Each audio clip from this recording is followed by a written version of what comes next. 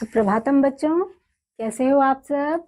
मैं समझती हूँ आप सब अच्छे ही होंगे और आज मैं एक बार फिर आपके सामने हूँ। चलिए बच्चों, अगला पाठ शुरू करते हैं संस्कृत का और हम देखते हैं आज हम इस पाठ में क्या जानने वाले हैं। तो हमारे इस पाठ का जो शीर्षक है बच्चों वो है अधिकरण कारक। जैसा कि आप जानते हो अभी हम कारक के ही विषय में बात कर रहे थे पिछले पाठों में भी, तो इसमें हम उसी के अगले कारक के बारे में यानी अधिकरण कारक के बारे में जानेंगे। इंग्लिश में हम इसको बोलेंगे बच्चों लोकेटिव केस। अधिकरण कारक से क्रिया के आधार का बोध होता है। इसकी सप्तमी विभक्ति होती है। उदाहरण के साथ हम समझने की कोशिश करेंगे बच्चों। तो ये देखो, पहला है चिड़िया कहाँ बैठी है? घोंसले में बैठी है। चिड़िया कहाँ बैठी है? चिड़िया घोंसले में बैठी है। बंदर पेड़ पर है। कहाँ पर है बंदर? बंदर पेड़ पर है। एकस्मिन् वने एकः मृगः निवसति स्म। सः अतीव सुन्दरः पुष्टः च आसीत्। मृगस्य मित्रम् एकः काकः आसीत्।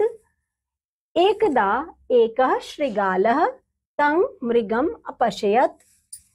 सः तस्य मांसं भक्षणाय इच्छुकः अभवत्। शृगालः मृगम् अकथयत्, हे मृग, त्वं मम मित्रम् असि। मृगः एतत् श्रुत्वा प्रसन्नः अभवत्। परं मृगस्य मित्रं काकः अप्रसन्नः अभवत्। देखो बच्चों, चिड़िया घोंसले में बैठी है। जैसे हमने देखा अतिकरण कारक जो होते हैं वो क्रिया के आधार का बोध कराते हैं और इसकी सप्तमी जो होती है वे विभक्ति होती है। अधिकरण कारक के विभक्ति चिन्ह में क्या क्या होते हैं? में, पे, पर, ये सब हैं। इस तरीके से जो भी आप देखोगे वो सब इसी के कारक होते हैं, चिन्ह होते हैं। चिड़िया घोंसले में बैठी है, इसमें आप क्या देख रहे हो? बंदर कहाँ पर बैठा है? इसमें पेड़ पर, तो ये है चिन्ह। इसमें चिड़िया घोंसले में कहाँ बैठी है? घोंसले में, तो ये में उसी का कारक बोध करा रहा है। अब बच्चों मैं आपको एक कहानी सुनाती हूँ। एकस्मिन् वने एकः मृगः निवसति स्म। एक वन किसे कहते हैं बच्चों? एक जंगल को कहते हैं। तो एक जंगल में एक मृग रहा करता था, यानी कि हिरण रहा करता था। स अतीव सुंदरः पुष्टः च आसीत्। वो क्या था? बहुत अच्छा हिष्ट पुष्ट था। मृगस्य मित्रम एकः काकः आसीत्। उस मृग का एक दोस्त था जो कि कौवा था। एकदा एकः शृगालः तं मृगम अपश्यत्। एक बार क्या हुआ बच्चों कि उसी जंगल में एक वो जो सियार होते हैं ना, वो आ गया और उसने उस हिरन को देखा। जो सियार आ गया था उसने उस हिरन को देखा, उस मृग को देखा। तो उसने मृग से कहा, हे मृग, त्वं मम मित्रम असि। मृगः एतत् श्रुत्वा प्रसन्नः अभवत्। उसने कहा, हे मृग, हे हिरन, तुम मेरे मित्र हो, तुम मेरे दोस्त हो। ये बात सुनकर जो मृग था वो बहुत खुश हो गया, उसे बहुत प्रसन्नता हुई। परंतु उस परं मृगस्य मित्रं काकः अप्रसन्नः अभवत्। जो मृग था, हिरन था, उसका बच्चों एक दोस्त था, एक मित्र पहले से था, जो असली में मित्र था वो था कौवा। उसको ये बात सुन के प्रसन्नता नहीं हुई। एकदा शृगालः मृगं एकस्मिन् क्षेत्रे अनयत्। ततः प्रभृति मृगः प्रतिदिनं तत्र अगच्छत्। ये जो सियार था वो जो मृग था ना उसको खेतों में लेकर गया, क्योंकि उसके मन में तो कुछ और बात थी और लालच था, इसीलिए वो उसको खेतों में लेकर गया। ततः प्रभृति ही मृगः प्रतिदिनं तत्र अगच्छत्। और वो वहां पर उसको लेकर रोज जाने लगा। एकदा स जालबद्धः अभवत्। मृगः शृगालम् अकथयत्, भो मित्र मां रक्ष। एक बार क्या हुआ कि वहां पर एक शिकारी आ गया, उसी जंगल में एक शिकारी भी आ गया जो शिकार करने के लिए आया था। तो बच्चों उसने क्या किया, इस हिरन को देखकर, एक शिकारी के पास एक जाल होता है ना जो वो शिकार के लिए जानवरों को देख के फेंकता है, तो उसने उस जाल को मृग का शिकार करने के लिए उस जाल को फेंका, तो उसमें हिरन जो था वो फंस गया। तो हिरन को तो लगा कि सियार जो है वो मेरा मित्र बन गया है। उसने उस सियार से कहा कि हे मित्र मेरी रक्षा करो। श्रृगालः अवदत्, अद्य मम व्रतः अस्ति, अहं चर्मजालं न स्पृश्यामि। अब देखो बच्चों, सियार उसको क्या कहता है, सियार उसको कहता है हिरन को कि देखो दोस्त, आज जो है मेरा व्रत है और मैं व्रत होने की वजह से ये जो जाल है जो कि चर्म जाल है यानी कि चमड़े से बना हुआ है, तो मैं इसको स्पर्श नहीं करूंगा, इसलिए मैं तुम्हारी मदद नहीं कर सकता।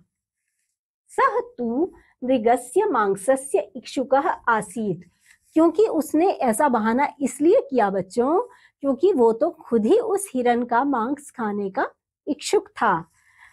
अतः सह एकस्मिन् स्थाने नीलीय उपविष्टः। अब उसने, सियार ने क्या किया बच्चों, वो एक किनारे में जाके एक पेड़ की ओट से, पेड़ के पीछे बैठकर और देखने लगा कि अब मृग का क्या होता है, छुपकर देखने लगा।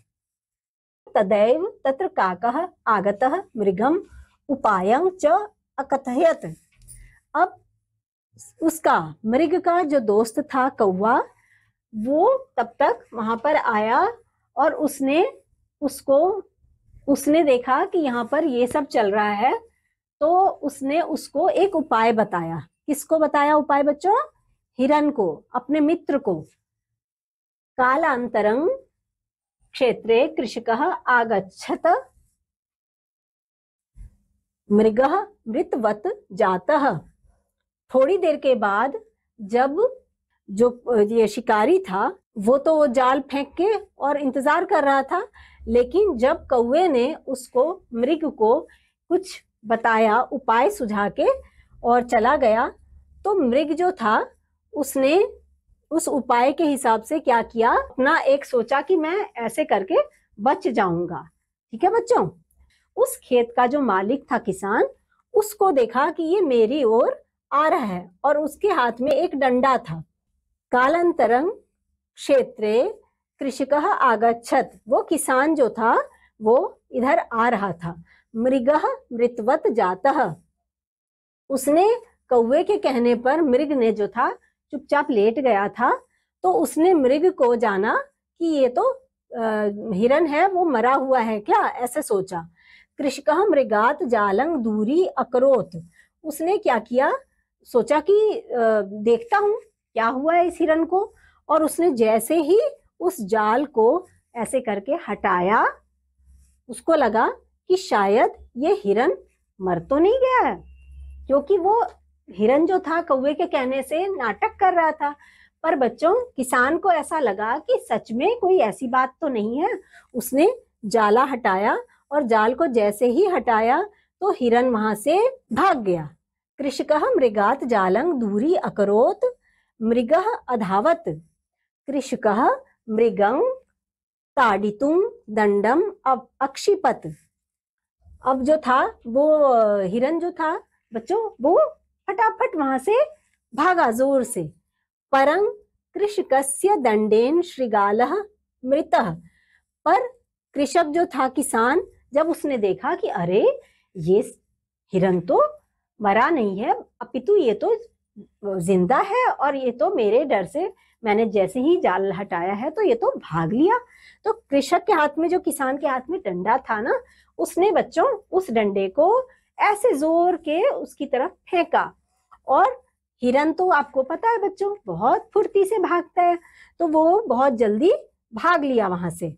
और जो ये किसान का डंडा था वो किसे लगा बच्चों, जाके वो लगा उस जो सियार छुप के पेड़ की ओट में बैठा हुआ था ना, उसको ये डंडा जाके सीधे लगा। कृषकः मृगं ताडितु दंडम अक्षिपत परं कृषकस्य दंडेन श्रृगालः मृतः। और इस डंडे को, जो कि इस किसान ने जोर के मारा था हिरन को, पर हिरन तो भाग गया था और ये छुपा बैठा था सियार, इसको लगा ये डंडा और सियार की उस डंडे के कारण मौत हो गई।